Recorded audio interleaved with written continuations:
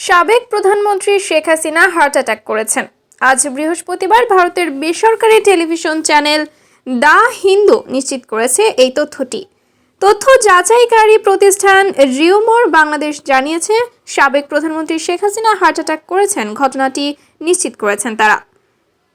Bangabandhu Sheikh Mujibur Rahman medical বিশ্ববিদ্যালয় বা BSMU এর কার্ডিয়াক সার্জারি বিভাগের সহযোগী অধ্যাপক ডক্টর হিমেল সাহা বলেন, সাবেক প্রধানমন্ত্রী শেখ হাসিনার হার্ট অ্যাটাকের কিছু উপসর্গ রয়েছে।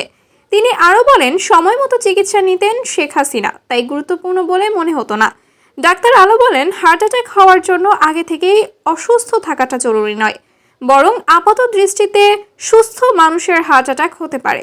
দ্য হিন্দু জানান, শেখ হাসিনা এখন ভারতের সেনাবাহিনীর একটি হাসপাতালে রয়েছে। দ্য হিন্দু আরও জানান, হার্ট অ্যাটাকের লক্ষণগুলো দেখে শেখ হাসিনাকে হাসপাতালে যেতে দেরি হয়, ফলে বড় ধরনের দুর্ঘটনাও ঘটে যেতে পারত।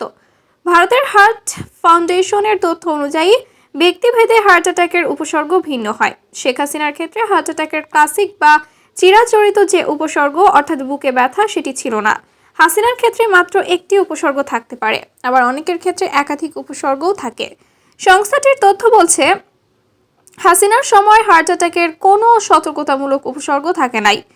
তবে হাসিনার চিকিৎসক পরীক্ষা করে বুঝতে পারেন যে হার্ট অ্যাটাক হয়েছে। একে বলা হয় সাইলেন্ট হার্ট অ্যাটাক। সম্পত্তির